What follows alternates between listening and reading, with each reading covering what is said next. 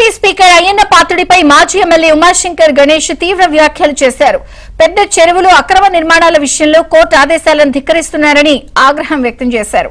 అధికారంలో ఉన్నాం కదా ఏ చేసినా చెల్లుతుందనే ధోరణిలో అయ్యన్న వెళ్తున్నారని మండిపడ్డారు.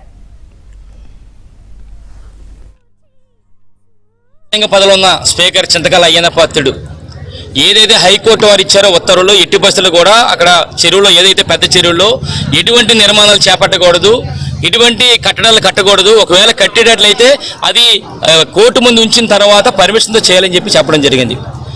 ఈ రోజు చూస్తే 1వ తారీఖున ఆర్డర్ ఇచ్చారు. 1వ తారీఖు నుంచి 24 వరకు కూడా ఏమీ చేయలేదు. 24వ తారీఖున ఎవరైతే చీఫ్ జస్టిస్ గారు రిటైర్ అయ్యారో రిటైర్ అయిన దగ్గర నుంచి 25 నుంచి స్టార్ట్ అయ్యింది. 25 స్టార్ట్ చేశారు, 26 స్టార్ట్ చేశారు, 27 నిన్న ఏదైతే లోడ్లు వచ్చినాయో మొత్తం అందుకే సిమెంట్ కానీ ఐరన్ కానీ అన్ని కూడా ఇసుక కానీ వచ్చినప్పుడు వెంటనే ఫోటోలు అవి తీసి నిన్న స్పందనలో నేను కలెక్టర్ గారికి ఎస్పీ గారికి కంప్లైంట్ చేశాను. వాళ్ళు ఏదో అటాక్ ఇవ్వకపోతే మా వాళ్ళు కూడా వాళ్ళ మీద అడ్డుకోవడం జరిగింది.